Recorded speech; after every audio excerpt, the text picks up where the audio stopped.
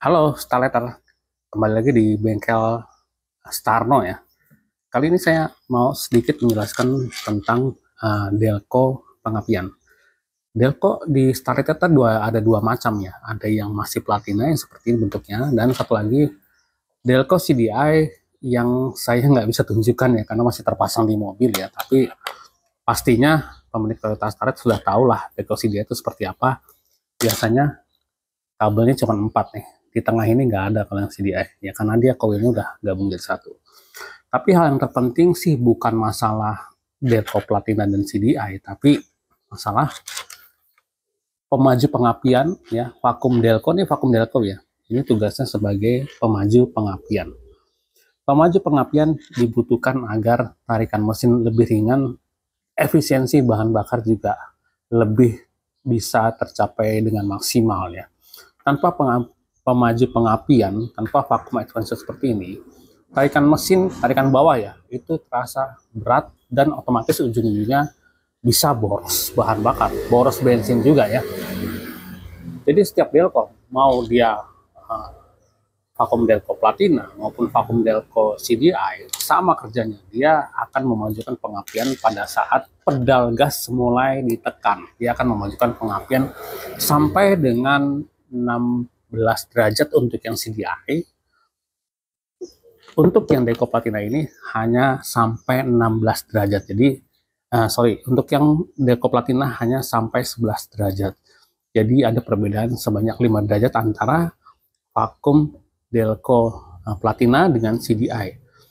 Jadi vakum delco CDI itu punya advancer vakum yang lebih besar ya, 16 derajat untuk CDI dan 11 derajat untuk yang delco platina. Jadi dari situ udah ketahuan ya, keunggulan dari vakum delco CDI, dia bisa memajukan pengapian sebesar 5 derajat daripada platina. Dan efeknya apa? Top speed yang bisa dicapai atau yang bisa diraih dengan delco platina tentunya lebih tinggi daripada yang menggunakan delco platina. Makanya gak heran kalau yang startnya sudah delco CDI itu biasanya top speednya enak, 150 km per jam tuh gampang diraih ketimbang yang platina seperti ini ya. Kenapa sih kok bisa seperti itu? Ya dikarenakan vakum delco-nya ini berbeda ya, karena si Starlet yang udah delco CDI dia punya vakum delco-nya ada sub vakum, ada dua ya, dua kaki. Kalau ini kan dia nggak ada sub vakumnya, dia cuman hanya ada vakum advancer-nya aja. Kalau yang delco CDI dia ada dua ya, ada sub vakum, ada vakum. Jadi ada dua ya. Yang satu untuk stasioner dia memajukan 5 derajat dan satu lagi sebagai advancer vakum. Jadi total yang bisa dimajukan sebanyak 16 derajat. Sedangkan delco platina ini hanya sanggup 11 derajat. Perbedaan 5 derajat itu cukup besar ya, untuk tenaga mesin, tarikan mesin juga lebih besar. Makanya untuk Starlet yang sudah pakai delco CDI itu diisi bensin Pertamax atau Shell atau Pertamax Turbo itu lebih ngacir ya.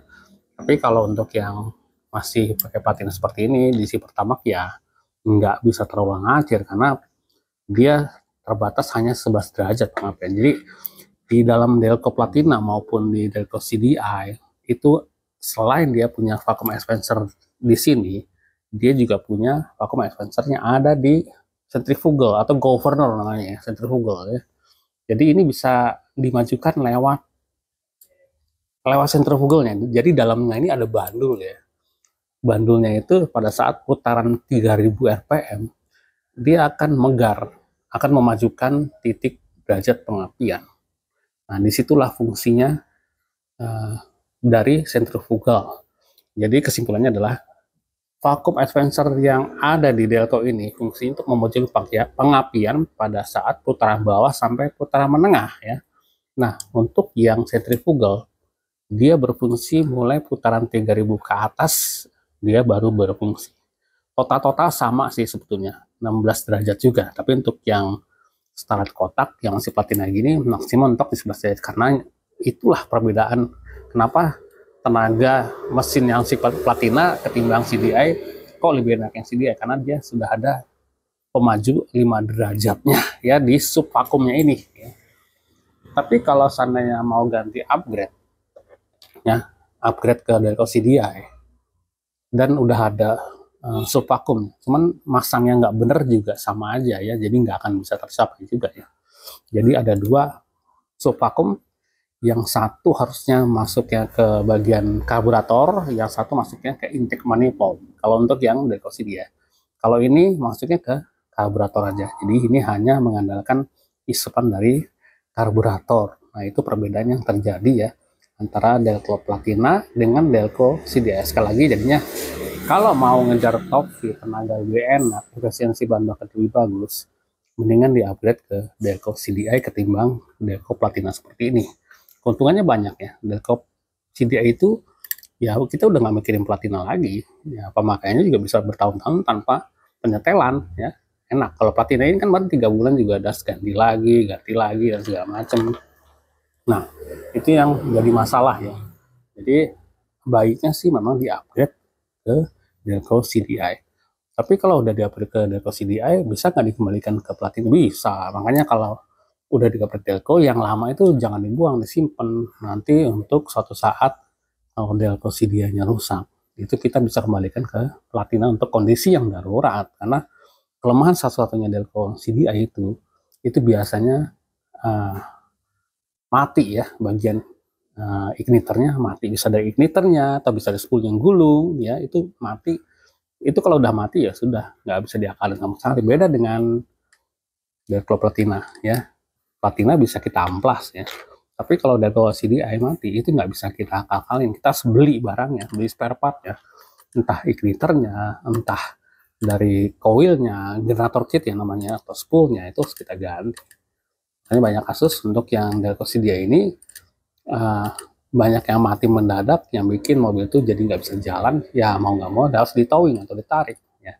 Tapi kalau kita punya serepnya seperti ini ya, kita bisa kembalikan lagi, minimal mobil bisa jalan ya. Jadi itulah kerugian dari Delco CDI. Makanya kalau beli Delco CDI, lebih baik cari Delco CDI yang kualitasnya bagus, jangan asal murah seperti beli online di Tokopedia, baru beli karena harganya murah cuma 1 jutaan, baru pakai 2 bulan dijebol ya, karena ngejar murahnya. Akhirnya apa? Repot sendiri di jalan. Akhirnya kenapa? Di towing di jalanan. Towing tuh habis 700-800 sekarang. Mendingan beli Delco yang original atau ori yang second ori, nggak apa-apa. Untuk yang second ori itu harganya udah lumayan mahal kan, antara 2 juta sampai 2,5 juta. Itu yang dalamannya masih bagus ya, yang dalamannya itu memang bermasa ori. Tapi ada yang jual juga 1,5 juta. Kenapa kok lebih murah? Ya karena dia boleh outlaws, dalamnya boleh ngambil dari kanibalan mobil-mobil lain yang nggak jelas. Nah itu biasanya harganya lebih murah. Makanya hati-hati kalau beli Delco, dibuka dulu dalamnya, perhatiin dulu ori apa enggak. Jadi harus diperhatikan kalau mau ganti upgrade Delco bekas copotan ya, harus seperti itu. Kalau mau beli yang OM atau KW lah, KW yang buatan Cina atau Taiwan itu bisa juga ya. Banyak merek-merek yang udah lumayan bagus, itu harganya dari 1,5 sampai dengan 2,5 juta ada yang bagus ya. Kalau di bawah 1,5 juta sih saya rasa kurang begitu kuat ya. Biasanya gampang jebolnya ya. Oke, jadi itu dulu aja ya info-infonya buat pemilik Toyota Sallet. Kalau memang mau bagusnya sih upgrade Delco CDI. Tapi nanti Delco Platina yang ini disimpan ya, jangan taruhnya di mobil, jangan taruh di rumah. Nanti kalau suatu saat Delco-nya ngadat, itu kita bisa kembalikan seperti semula ya.